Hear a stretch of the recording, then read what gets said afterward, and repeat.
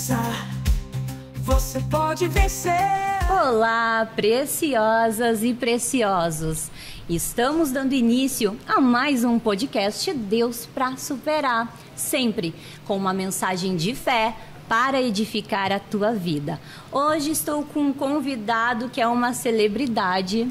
Ele tem muita história para contar, que vai ser novidade para você, talvez você já conheça. Para mim, eu estou conhecendo ele hoje. E antes de eu convidá-lo a se apresentar, eu preciso honrar os meus apoiadores. O salão que cuida da minha beleza, dos meus cabelos, da minha maquiagem, é o salão da Adriana Estilos Hair. Esses cílios sempre estão alinhados, a minha amiga Amanda Freitas. Quem me veste é a loja Tiel Story. E esses acessórios, vocês já sabem, vem da Elo 21. Muito obrigada por estarem comigo nesse projeto e que Deus sempre prospere na vida de vocês. Voltando aqui ao nosso podcast, eu estou com ele, que é o presidente, do grupo Mastermind da Fundação do Napoleão Hill.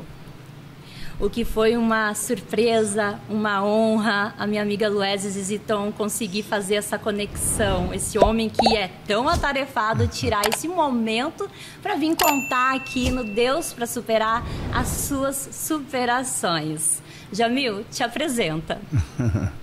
Salza, é um prazer, uma honra estar aqui com você.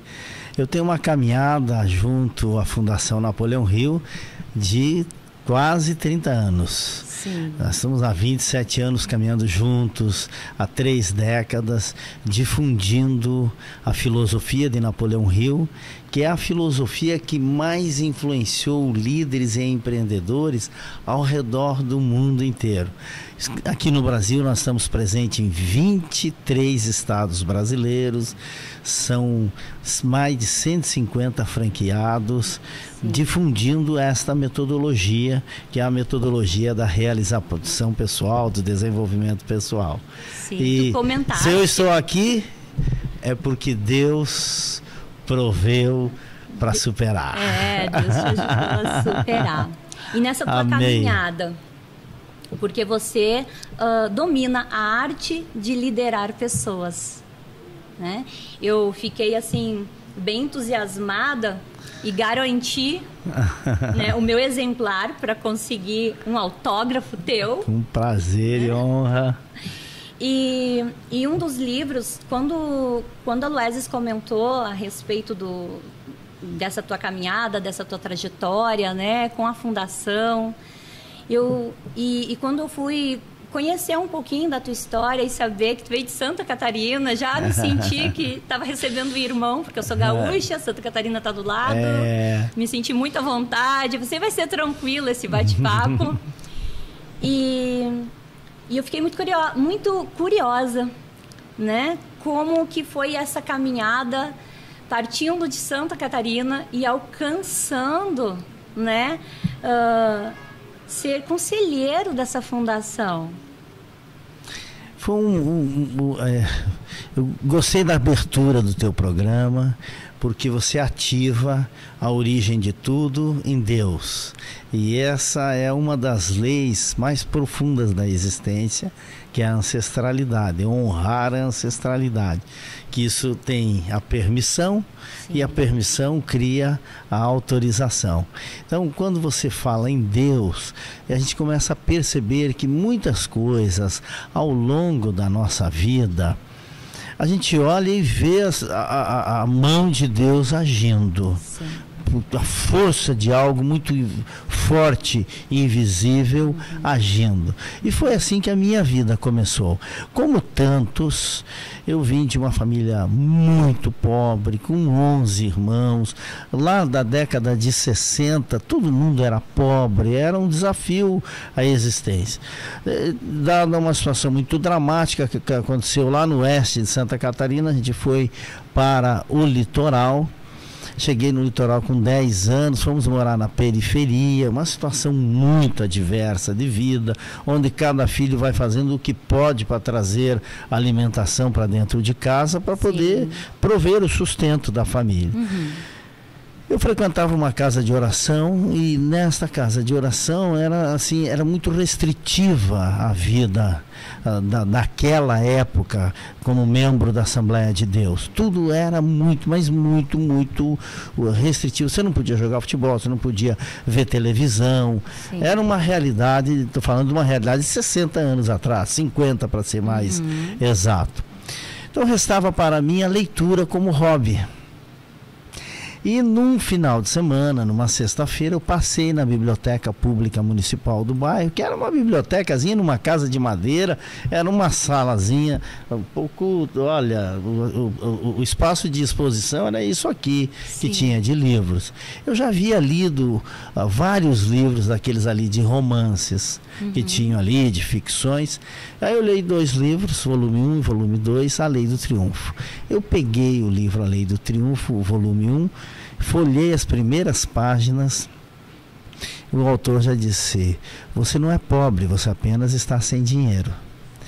Aquilo mudou meu jeito de olhar, porque a pobreza não é uma ausência de recursos, é um estado mental, é uma ausência de atitude. Sim. Então me energizou, eu li aquele livro no final de semana, o volume 1, porque ele completa um calhamaço de 1.280 páginas. E você leu no final de semana? No final de semana eu li o volume 1, que era mais de 600 páginas. Então eu saí na segunda-feira muito energizado para a vida. Sim. A minha mentalidade era outra. As ruas eram as mesmas, a segunda-feira era a mesma, mas o meu olhar era diferente, a minha paisagem íntima era diferente. Sim. Então, a partir dali, eu tracei um planejamento, me mantive fiel a este planejamento, e isso me tirou de uma condição muito adversa de engraxate, vendedor de picolé, vendedor de lenha de porta em porta, de trabalhador já com 12 anos, eu tinha 14 anos na época. Com 12 anos eu trabalhava como servente de pedreiro, o que hoje seria inimaginável. Naquela época crianças trabalhavam, né, no pesado. Me tirou daquela condição adversa para me levar a conselheiro da Fundação Napoleão Hill, a dar aula na Universidade da Califórnia, a ser ouvidor da ONU, a dar palestras em 3 continentes, a jantar com o rei da Holanda, a conviver com senadores, governadores e ministros, porque eu tracei um mapa mental que me tirou daquela situação e me levou para essa outra situação. No meio do caminho, logicamente, tiveram os altos e baixos, porque a vida é isso. Sim. A vida ela é como a natureza, ela tem altos e baixos. Agora, quando se está lá no fundo do vale, se você tem um projeto, se desfruta da caminhada. Não no bom sentido de desfrutar de ter prazer. Não. Quando é ruim, é ruim. Tem que se tomar o cálice da tristeza até o final. Não se pode negar a tristeza. Mas é saber que aquilo ali não é definitivo. Sim. Que a gente vai passar pelo vale e vai vir o momento dos picos. Porque a vida, até por uma questão de justiça, ela é 50% baixo, 50% alto. 50% alto, 50% baixo. Agora, a justa lei máxima da natureza, Salza, ela permite que ao longo da vida a gente desequilibre a vida, fazendo ficar mais alto do que baixo. É uma gentileza que a lei máxima da natureza faz para as mentes lúcidas, que têm maturidade e sabem ler a situação. Então isso me permitiu fazer todo um processo de superação. Aliado a isso, objetivos bem definidos, toda uma estrutura, aliados certos, alianças corretas, caminhos corretos, me fez fazer toda essa jornada que me trouxe até aqui. E como é que é a frase que eu adorei? Se eu estou aqui é porque Deus me ajuda a superar. Amei essa frase. E é incrível, assim, a tua história e esse comentário realmente nisso que eu acredito, né? A vida tem os altos e baixos, justamente somos testados né, pela vida para a gente ser aprovado. Né? E tirar proveito disso e subir de nível. E foi isso que foi acontecendo na tua trajetória. Sim. Mas eu percebi. E uma coisa que eu acho lindo, assim, que eu sinto no meu coração, o meu projeto Deus para Superar, ele nasceu da vontade de ajudar. Isso é muito bonito. E o teu trabalho também é a vontade de ajudar, de transbordar na vida das pessoas, né? Porque às vezes tu obtém um conhecimento e do que adianta esse conhecimento se tu guarda ele só para ti? Ele não tem valor. O conhecimento que não é compartilhado, por analogia, é como você ter um navio cheio de ouro que afunda a 5.000 metros lá no fundo do mar. Sim. Ele está lá, ele continua sendo um navio cheio de ouro muito valioso. Mas qual é a riqueza que ele gera aqui? Zero. Então, ele é um tesouro, mas ele tem valor zero, porque ele não gera riqueza. Então, o conhecimento, quando ele é represado, é isso que faz. Você precisa distribuir. E quanto mais a gente distribui, quanto mais a gente compartilha, mais a vida retribui. Mais a vida retribui. Na Bíblia está escrito, você precisa acreditar para depois ver, né? Aqui na vida pessoal a gente diz, você precisa ser para depois você ter, tá? Então você precisa saber ter isso. Então primeiro tem que ser, para depois vir a ser. E que parte de dentro, né? Que foi a tua virada de chave quando tu fez a leitura desse livro. Eu vi, opa, pera, então quer dizer que é possível. Porque a esperança que é a coisa linda. O que Jesus Cristo trouxe para nós? A esperança na vida eterna. A grande mensagem de Jesus Cristo, que toda ela é belíssima, as mais belas páginas que a história já escreveu, foram aqueles 3 anos que Jesus pisou na terra. Mas qual é o fio central daquilo? Toda aquela estruturação é a semente da esperança. Você pode passar por qualquer dificuldade, mas tem a eternidade como um galardão muito melhor. Então, quando a gente compara esse período aqui de início e fim, que é aí 80, 100 anos, com a eternidade, que é infinita, você suporta qualquer agruras que tenham aqui nesse meio. Exatamente.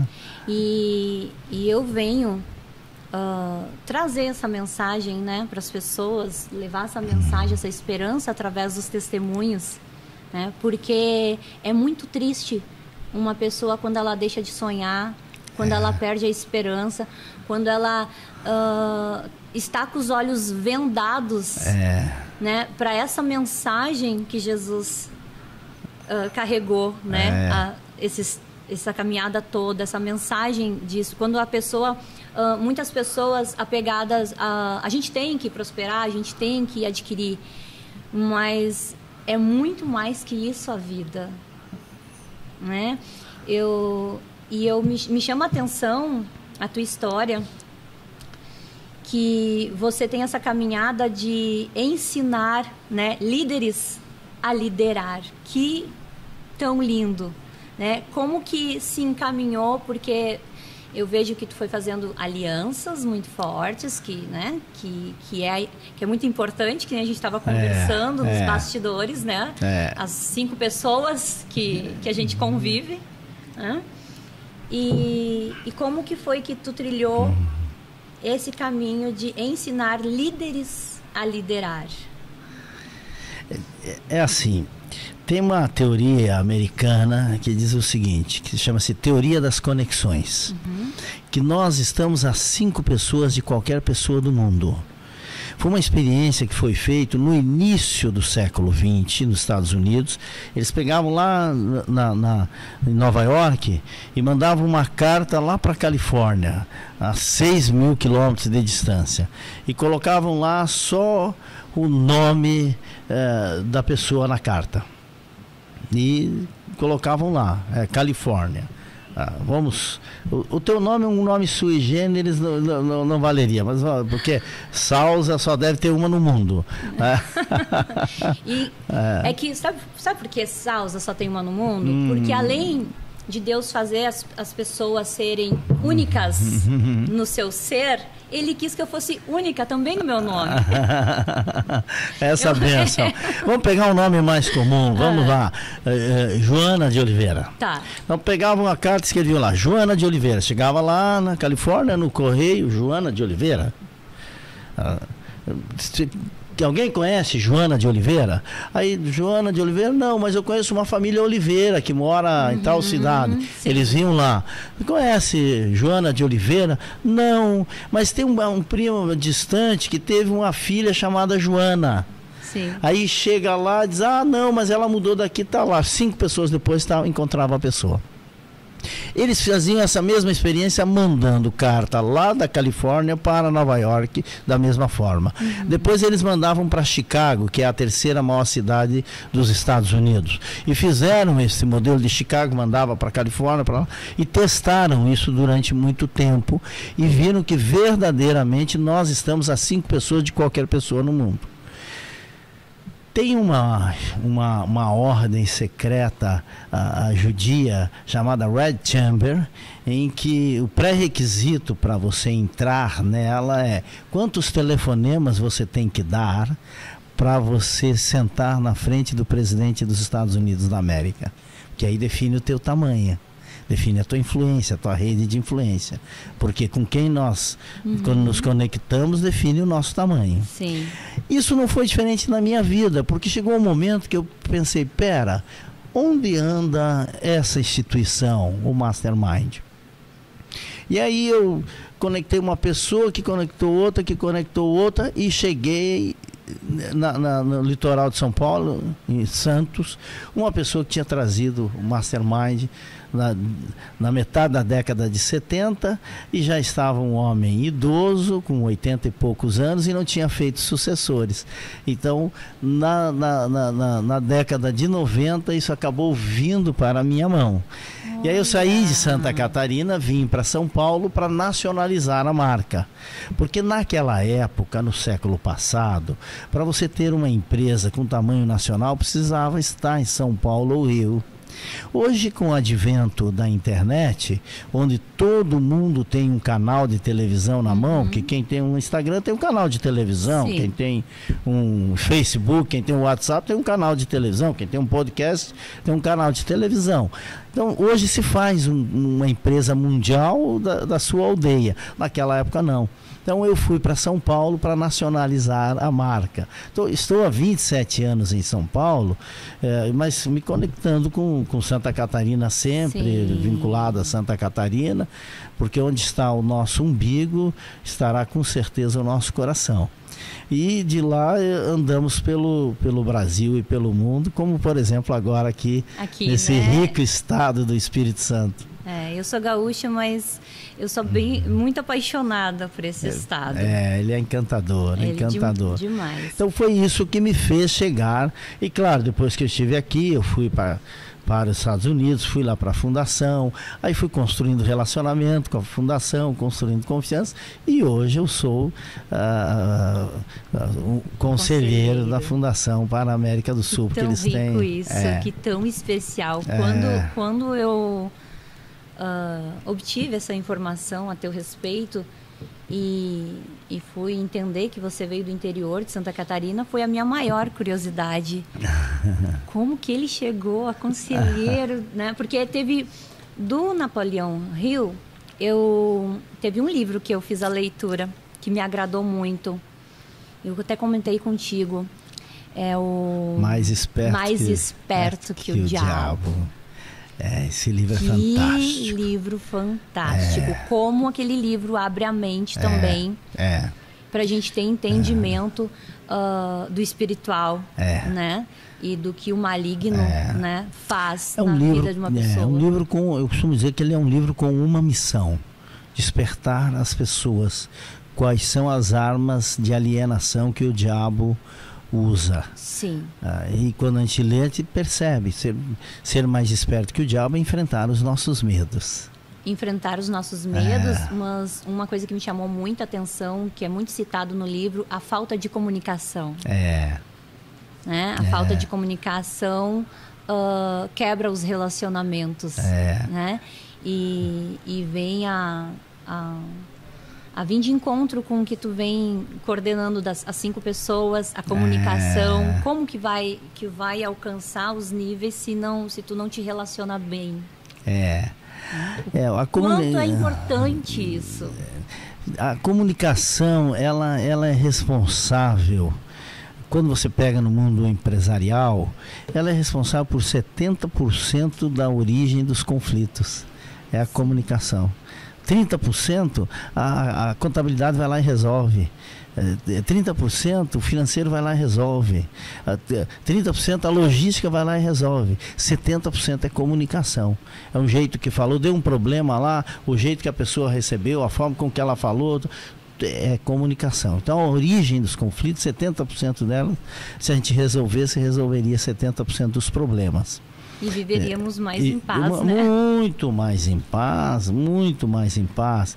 Então, a libertação da comunicação é a libertação do ser humano. Saber se comunicar.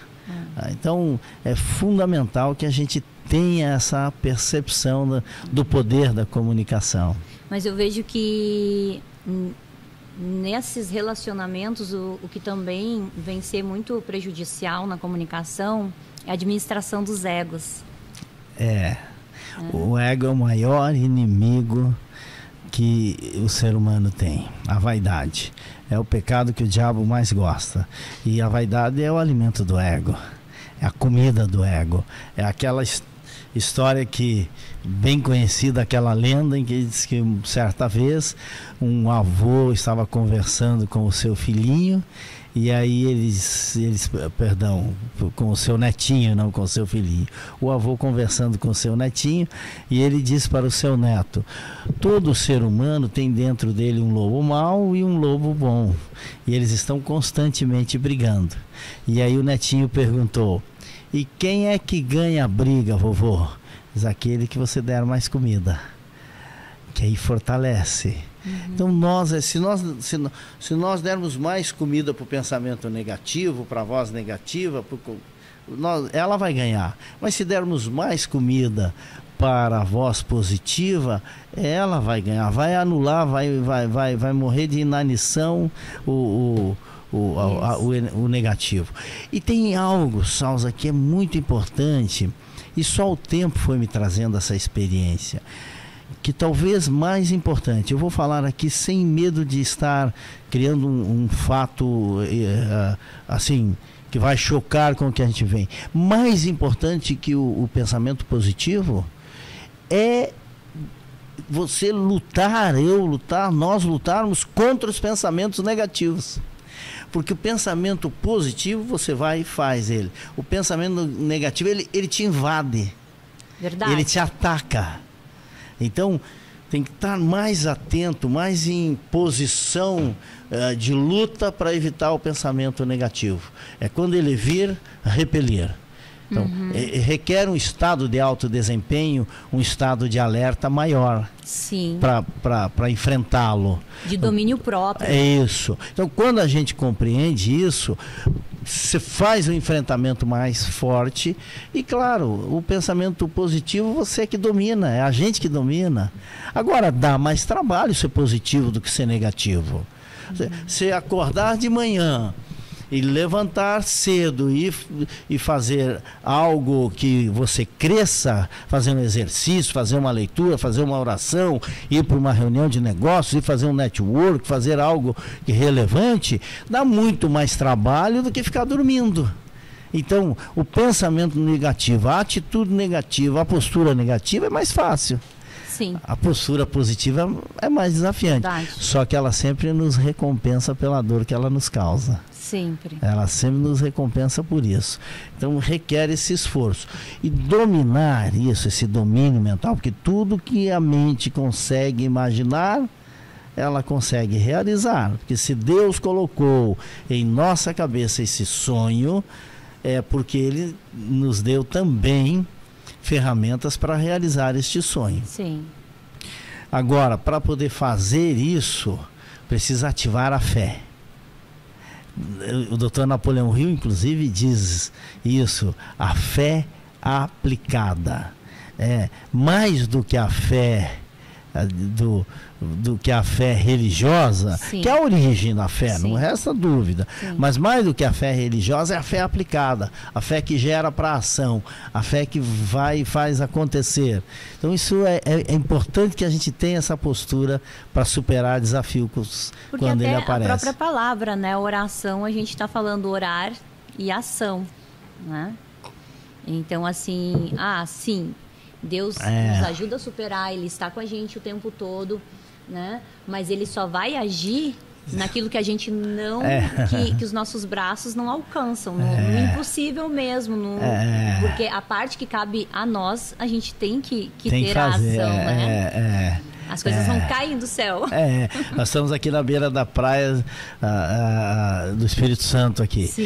Você está no mar, está num barco, vem uma tempestade, ore, mas reme para a praia. Sim.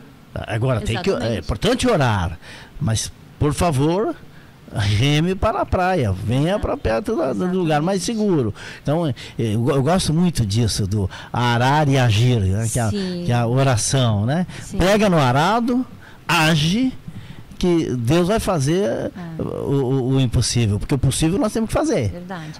E uma coisa que eu vejo que hoje pela manhã eu estava escutando um devocional e é sobre o favor de Deus na nossa vida, né? E fez eu refletir muito sobre a minha vida, em quantas vezes eu quebrei a cara nos altos e baixos, né? E porque assim, a gente consegue realizar uma pessoa que não tem uma crença, né, não acredita em Deus, enfim, ela vai conseguir realizar? Ela consegue.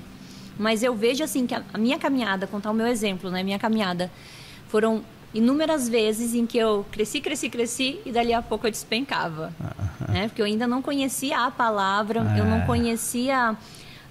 eu até praticava os princípios. Praticando os princípios, mesmo sem conhecer a palavra, você vai alcançando. Né? Mas sempre vem situações em que Deus já fala, né? A Bíblia já fala que aqui a gente tem aflições. Então, assim, se com Deus, com fé, a gente já tem as aflições e não é fácil, imagina para quem não acredita, para quem não se conecta com o divino, né?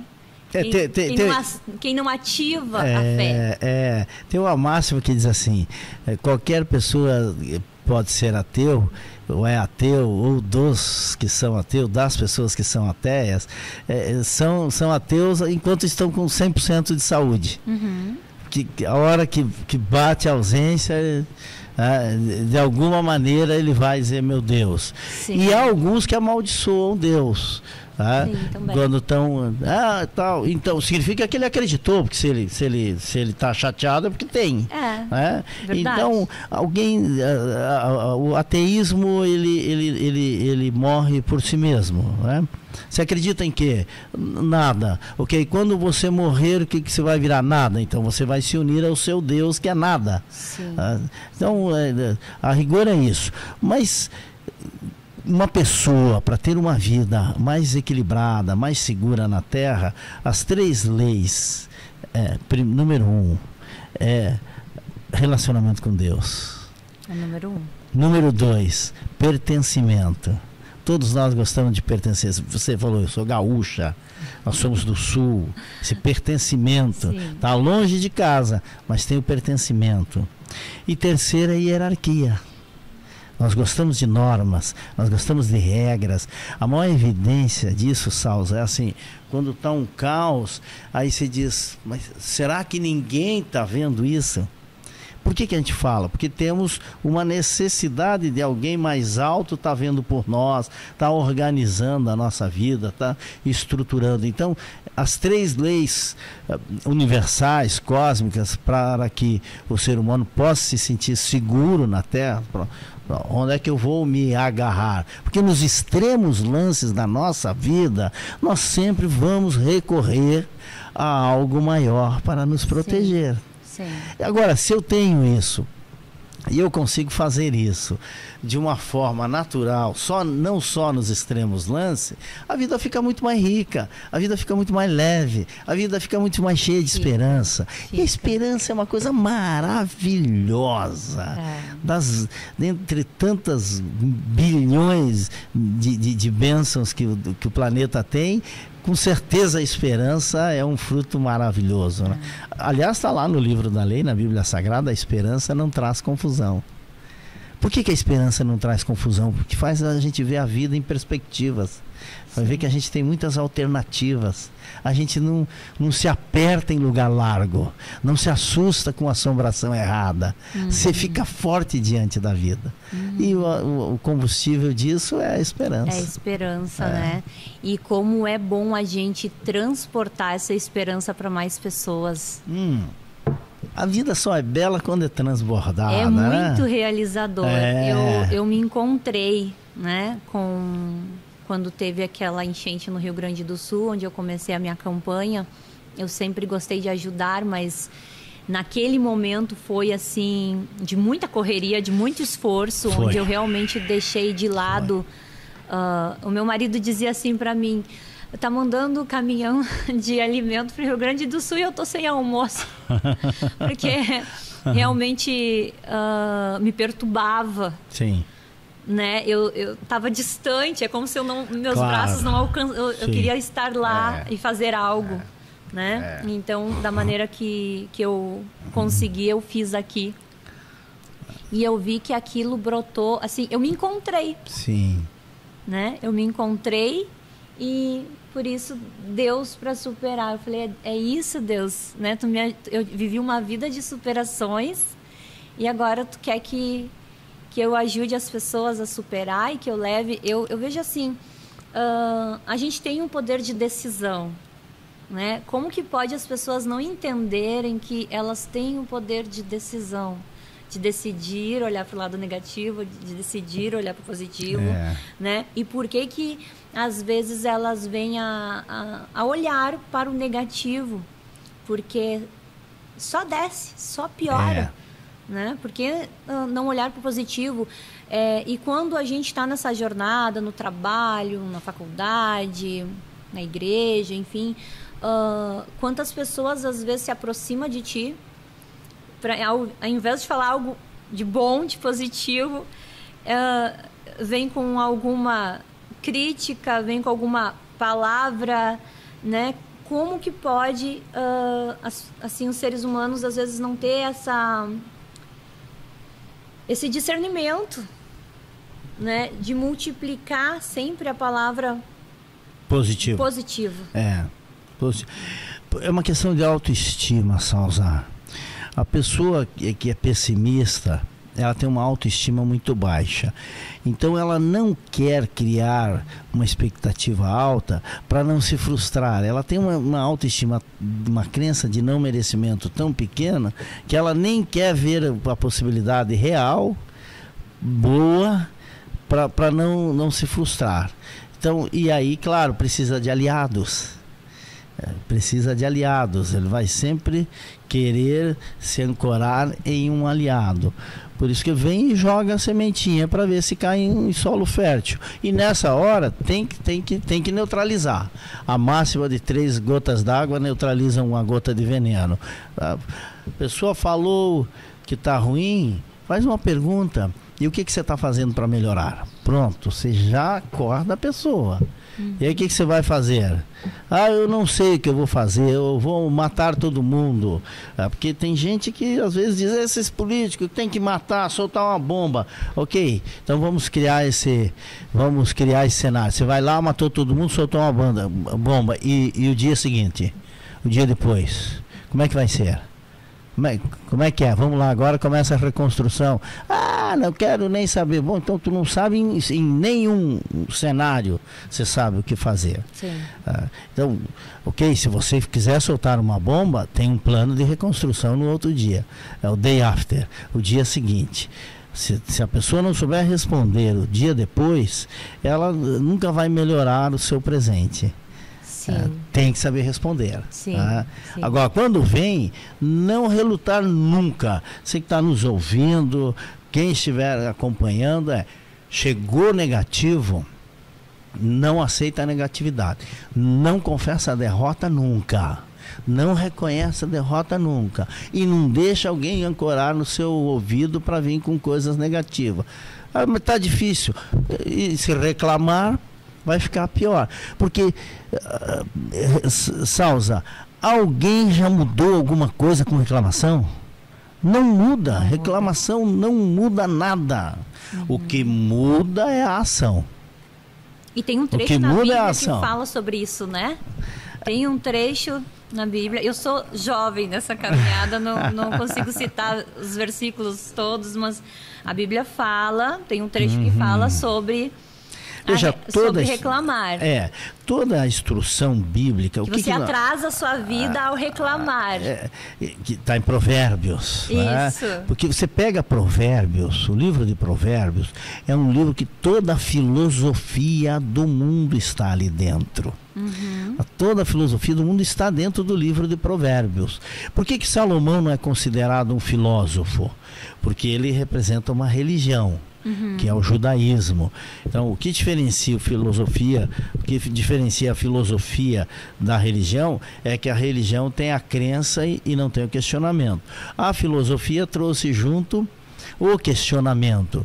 Pode se questionar qualquer coisa. Sócrates, lá assim, 400 anos antes de Cristo, ele dizia que a vida que vale a pena ser vivida é uma vida que pode ser questionada. E ficava sem sentido.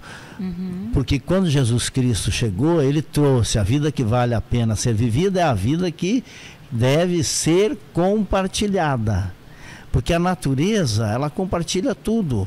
As árvores não comem do seu próprio fruto, os rios não bebem da sua própria água, nem o sol brilha sobre si mesmo. Tudo na natureza é compartilhamento. Sim. Então é o dividir, é o compartilhar. Essa é a vida que vale a pena ser vivida. Agora, quando vem essas âncoras, tem que saber refutá-lo. Mas se é meu parente, ajude mostrando que a vida tem caminhos alternativos, tem outras possibilidades, ou outros pontos de vista. Nesse quesito parente, até amigos também, né? Também parte da pessoa querer, porque às vezes tu mostra, mas a pessoa também não se ajuda, a pessoa não quer, a pessoa... Sabe que uma vez, Salza, eu cheguei numa igreja, pela primeira vez eu tinha ido naquela igreja. E aí o pregador pegou a palavra e ele fez a citação, leu um texto, olhou para a plateia e disse assim: sabe que tem uma coisa no mundo que Deus não consegue fazer?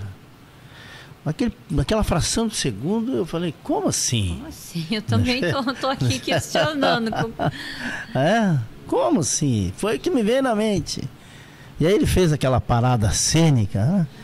E ele disse, Deus não consegue ajudar a pessoa que não quer se ajudar. E veja a força que tem uma pessoa negativa capaz de neutralizar a força divina. Que tão cirúrgico essa palavra. É muito forte. É muito forte. Então, às vezes a gente diz, meu Deus, por que é que eu não consigo ajudar tal pessoa? Nem Deus consegue ajudar aquela pessoa, porque ela não deixa, ela não quer. Ela neutraliza o poder de Deus na vida dela. Então, requer, logicamente, que a pessoa tenha um pouco de vontade. O que cabe a nós é verdadeiramente dar a ela a possibilidade dela questionar. Sim. Tá ruim. O meu patrão é chato. E o que que você tem feito? O meu trabalho é chato. O que que você tem feito? Porque se a pessoa não faz nada, perde o direito. Verdade. E nessa arte de liderar líderes, né, você deve ter vivido muito essa questão dessa briga de egos. Porque o meu sonho, eu venho do mundo da logística, eu desde os meus 16 anos como executiva de vendas, nossa, anos eu queria ser líder, né? Queria ter equipe de vendas. Era o meu sonho, assim. E depois consegui traçar um período, né, numa empresa de cosméticos, né, Mary Kay. Mas ainda não tinha me encontrado. E eu fui mesmo ter uma experiência, foi aqui no estado, né, que eu fui trabalhar com a equipe de vendas externas de um banco. E aí eu fui conhecer, até quando eu recebi a proposta, porque foi muito inusitado. O gerente do banco me viu vendendo Mary Kay para as mulheres da igreja e disse que precisava de uma pessoa do meu perfil para liderar as equipes, porque não parava vendedor, precisava alguém que trouxesse autoestima, que trouxesse o positivo, enfim. E então, assim, eu nunca imaginei trabalhar num banco. E ele me chamou e me colocou. Pegou eu aqui, eu vi que a proposta era boa, aceitei, me colocou aqui e eu vou brincar de ser bancária. Eu vou brincar de ser bancária. Eu acho que foi os 9 meses que eu mais trabalhei, mais difíceis. Aí eu entendi e eu até me questionei. Gente, eu queria a minha vida inteira liderar, como que é difícil por conta dessa questão de ego. Até mesmo na igreja. Sim. Porque assim como eu estou conversando contigo, a gente se conheceu hoje e onde eu vou eu tenho essa facilidade de conversar, independente que estou conhecendo ontem ou hoje. E quando eu chego numa igreja nova, eu me coloco logo à disposição, vou conectando, fazendo amizade. E tem um aniversário do pastor, tem um evento das crianças e eu sou aquela que me envolvo, né? E aí eu percebi isso até no ambiente religioso, das pessoas te olharem assim. Eu tive a sensação de que essa metida tá chegando agora. E querendo ocupar esse espaço todo. E aí teve períodos da minha vida que eu tentei me diminuir. Que eu tentei ser menos eu para pertencer. Sim. Para não receber aqueles olhares, para tentar demonstrar aquelas pessoas que eu não tô aqui para competir com você, eu tô aqui para te ajudar, eu tô aqui para somar junto. Isso tanto que eu achava que era algo que eu enfrentava na área comercial, né, corporativa, e depois eu fui também ter essa percepção também, né, na área, nas igrejas, enfim. Sim. Mas eu vi que não valia a pena você se diminuir, você mudar quem você é. Não vale a pena. Não vale a pena. Agora, existem técnicas que é importante observar. Se você chega num ambiente diferente e chega muito chegando, assusta o passarinho, como se diz lá no Rio Grande do Sul. Então, o Amir Klink, que é um gaúcho, que fez a travessia da África até o Brasil com um bote a remo, e depois foi com um bote a remo para a Antártica, ele chegou lá, e quando ele chegava perto dos bandos de pinguim, eles saíam todos correndo. E ele queria se aproximar. Aí ele começou a desenvolver o jeito de caminhar de cócoras. E foi caminhando de cócoras, como o pinguim. E eles foram se aproximando, foram se aproximando. Uma semana depois, ele foi levantando, e depois eles andavam com ele como se fosse um bando de cachorrinhos amestrados. Sim. Então, tem que saber se adaptar, criar sintonia para depois conduzir. Então, essa é uma técnica, porque todo líder é forte. Como ele é forte, ele chega com força. E às vezes a força assusta o ambiente, né? Porque a força, ela tem o poder de fazer as coisas acontecerem. Verdade. Então, esse criar sintonia, porque não pode mudar. Porque se você muda, você começa a amordaçar um grande talento interno. E Deus não quer que os talentos fiquem ocultos, né? Não é para ficar embaixo da mesa, é para ficar o candeeiro em cima da mesa, a lâmpada em cima da mesa.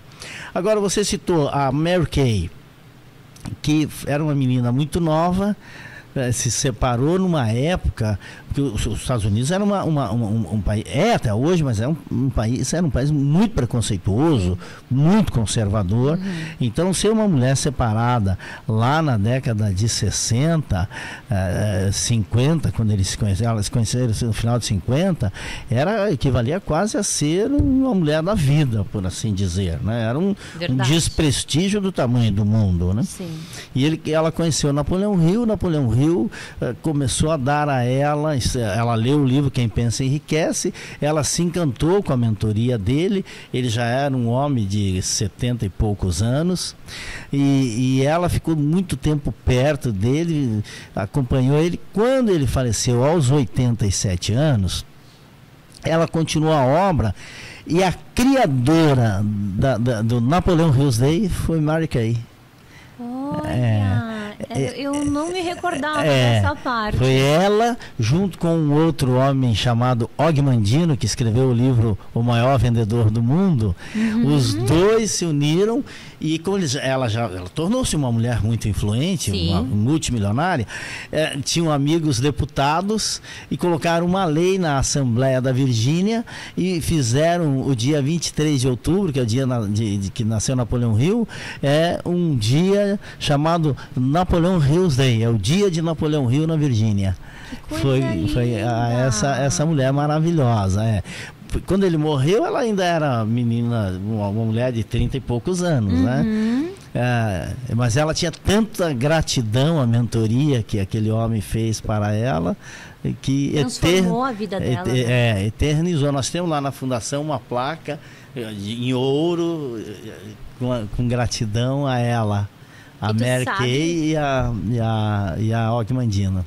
Ela entrou na minha vida justamente numa fase em que eu estava com a minha autoestima lá nos pés. Foi numa fase que eu estava terminando um relacionamento e me convidaram.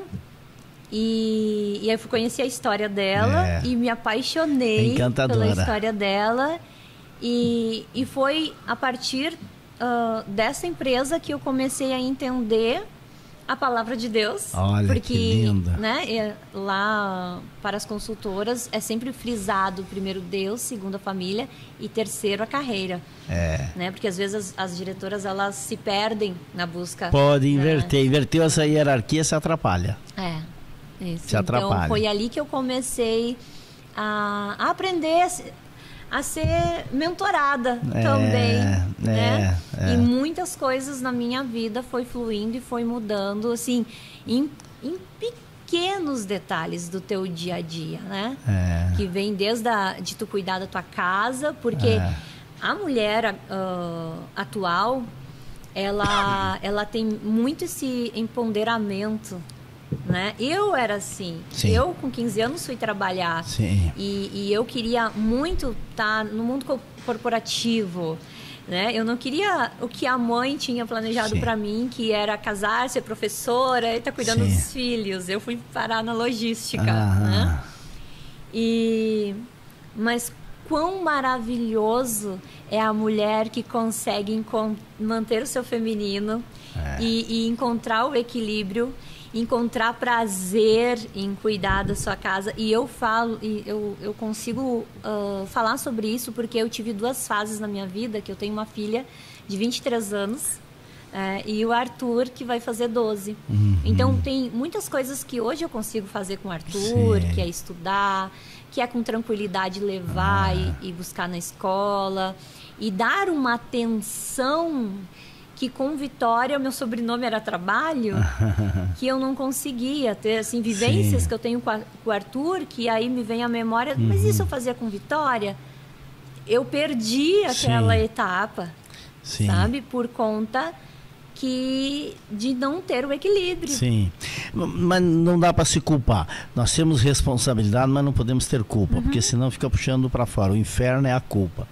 O que a gente tem que ver, naquele momento, com aquelas ferramentas, foi o que eu consegui fazer. Sim. É isso que tem que ter em mente. Eu tenho responsabilidade pelos meus erros, porque erros, só tem 2 tipos de erros na vida, Salza. Os que você consegue corrigir e os que você tem que conviver. Então, chegou nele o que é importante é daqui para frente, como é que eu faço? Porque não dá para fazer um novo passado, mas dá para fazer um novo futuro. O poder do agora, né? O poder do agora, eu posso fazer. Daqui a pouco chegam os netos, você tem outra realidade, é outro jeito de você conduzir a tua vida, é outro sabor. Porque quando um filho teu viu você trabalhar, você eu não tive a presença da minha mãe, mas quando vê você presente na vida do filho, se realiza. A minha filha mesmo, ela costuma dizer, o meu pai foi sequestrado quando o meu filho nasceu, porque esse homem que está aqui é tão carinhoso, tão doce, tão generoso, tão apaixonado, que não parece nem o meu pai, ele é parecido com o meu pai. Foi o que eu tive que escutar isso da minha filha. Ela disse assim, mãe, dos meus 11 aos meus 18... Eu me preparava para te perder para sempre, porque eu me sentia muito sozinha, né? E hoje eu sinto como se eu tivesse uma mãe adotiva, e é muito estranho, né? Porque eu compreendo tudo que passamos, ela fala, né? Eu compreendo tudo que passamos, mas como sou feliz de a gente ter restituído o relacionamento. Ter dado tempo, a vida dá-se tempo de restituição, isso é muito lindo, né? É muito lindo. É demais. Agora, tu citou vaidade ali. E ego é um desafio gigante. Então, precisa ter muita segurança para poder aceitar a realidade de lidar com o ego. O que é a maturidade? A maturidade é você entender a realidade, entender a situação, aceitar a situação, pegar a situação, mexer na situação, corrigir a situação e conviver com ela de acordo com o que acontece com ela. Isso é a maturidade, é a capacidade de ler a vida, conviver com as adversidades e continuar. Então, para isso, requer essa serenidade interna. E aí recebe um feedback sem medo, sem achar que a pessoa está invadindo. Por quê? Porque eu tenho consciência do que eu tenho que melhorar. Por isso a importância de abrir a janela do autoconhecimento para poder fazer, quais são as minhas fortalezas? Quais são os meus pontos fracos? O que isso me ameaça e o que isso me traz de oportunidades? Quando nós temos esta janela interna de autoobservação, porque autoconhecimento é a capacidade de se autoobservar. A tomada de consciência é quando a gente cai em si mesmo, que é o melhor tombo para se ter na vida, cair em si mesmo. Então, quando a gente cai em si mesmo, toma consciência, é muito mais fácil lidar com o ego. Por isso que tem aquela máxima que diz, quanto mais o ego desce, mais a liderança cresce. Muito benditas essas palavras. E uma coisa que eu observei, né, é que você faz tudo isso, você conduz tudo isso, você lidera com simplicidade. Aqui você cita, né, no teu livro a importância da simplicidade. A mais alta a evolução é a simplicidade. Quer ver um exemplo? Um computador, quanto mais ele é evoluído, mais simples ele fica. Então, a evolução é a simplicidade. Você tem que entender muito de algo para falar de algo de forma descomplicada. Verdade. Então a simplicidade, simples é o caminho mais curto para o fundamental. E quem nos ensina isso é Jesus com a vida dele, né? Na verdade, o que nós fazemos, Salza, é dizer com uma roupagem atual aquilo que já foi definido há milhares de anos, porque está tudo lá na Bíblia. Porque ele olha a liderança dele na simplicidade. Em nenhum momento de conflito, que sempre vinha os conflitos para acusar ele na simplicidade colocava cada um no seu lugar. A serenidade que ele tinha de lidar com as perguntas difíceis, com as perguntas capciosas, com as situações adversas. Ele nos ensina. O Novo Testamento é, com certeza, o momento mais profundo da história humana. As páginas do Novo Testamento, em especial do Sermão da Montanha, é o verdadeiro estatuto da humanidade. É as mais belas páginas que já foram escritas pelo ser humano aqui na Terra. Mahatma Gandhi, que não era cristão, era um hinduísta, ele leu a Bíblia inteira, o Novo Testamento, e ele disse duas coisas que me marcaram muito. Ele disse: o que mais me impressionou não é nem o fato de que o Deus de vocês ressuscitou. Ele é Deus, ele podia ressuscitar a qualquer momento. O que mais me impressiona é que o Deus de vocês mora dentro de vocês. Isso, ter Jesus dentro de nós, de nossa vida, sim, é algo encantador, maravilhoso. Verdade. Que é a aceitação, que a gente chama lá no memorial eterno da aceitação, aceitar Jesus. É autorizar ele a morar dentro da gente. Isso é algo muito, muito lindo.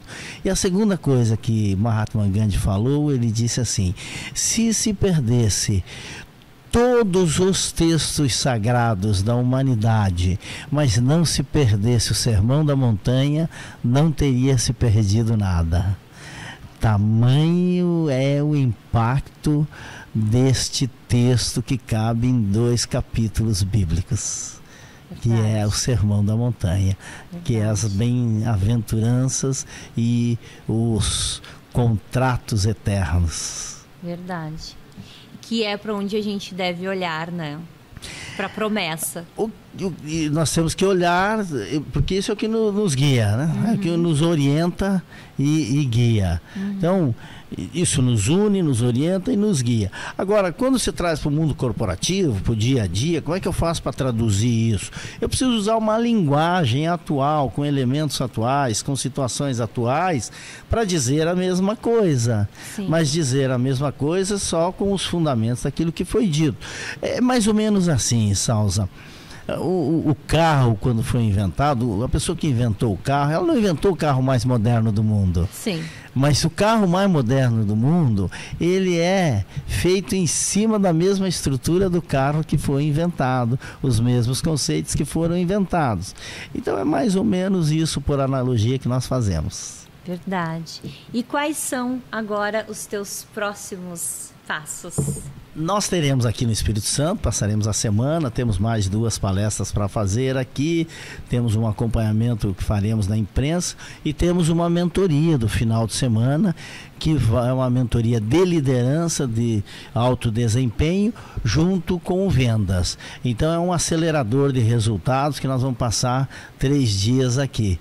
E logicamente, para quando traça o prazo de longo prazo, nós temos o lançamento de 2 livros esse ano, que eu já venho preparando há muito tempo. Vamos fazer o lançamento desses livros e temos um projeto de ampliação, uma presença mais forte na África, porque eu penso que a África é um local que precisa ser ajudado. Nós estamos vendo o que está acontecendo lá no Congo, que são países ricos em recursos, com seres humanos muito pobres. Então precisamos estimular lá a liderança, precisamos estimular lá o empreendedorismo. Esses são os projetos que nós temos aí para o ano. Que tão maravilhoso! E quem quiser fazer contato, quem quiser te encontrar, fazer as mentorias. Você encontra tanto nas minhas redes sociais, Jamil Albuquerque, quanto nas páginas na internet, o nosso site, que é o mastermind.com.br. Você entra lá, você vê no país inteiro aonde nós estamos.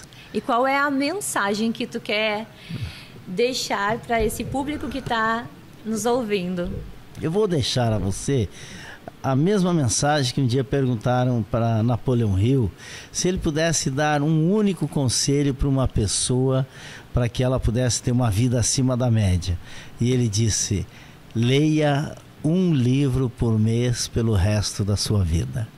Porque o conhecimento rejuvenesce a alma, o conhecimento liberta o ser humano dos medos e o conhecimento traz segurança para a vida. É isso aí. Se esse podcast fez sentido para ti, acessa aqui, te inscreve no canal, deixa teu comentário, curte para que essa mensagem se espalhe por muitas e muitas pessoas, muitas vidas transformadas e tocadas, né? E a gente vai finalizando mais esse episódio. Antes, não posso deixar de te entregar esse mimo. Uau! Que é da minha apoiadora Cacau Show, a loja de Morada de Laranjeiras. É um chocolate muito especial. Ele é feito aqui no Espírito Santo, na fazenda Uau! Dedo de Deus. Uau! Tem tudo a ver com a temática do meu podcast. Para adoçar a tua vida. Caramba! Posso abrir? Claro, claro. A embalagem dele, é um chocolate 70%. Eu não tô querendo rasgar, então eu não vou forçar aqui, não. Não, vamos lá, só aqui em cima. Aqui. Isso.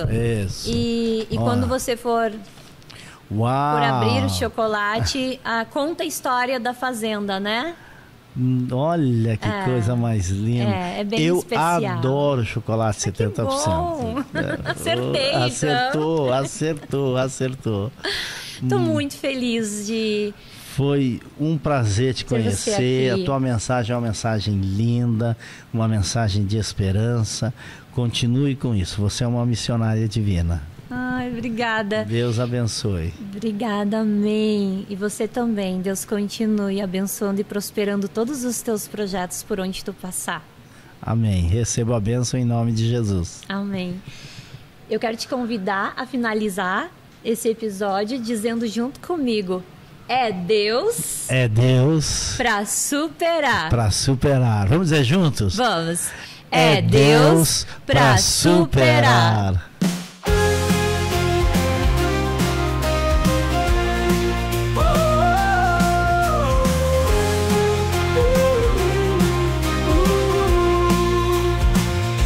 Levante a cabeça, você pode vencer. Com fé e coragem, nada pode te deter. Cada queda é um passo rumo ao seu lugar. Acredite em si mesmo, com força e com ar. Deus pra superar, vamos juntos caminhar. Deus pra superar, você vai conquistar. Superar cada dor com amor e fervor. Você é capaz, juntos somos mais. Deus pra superar, vamos juntos caminhar. Deus pra superar, você vai conquistar. Superar cada dor com amor e fervor. Você é capaz, juntos somos mais.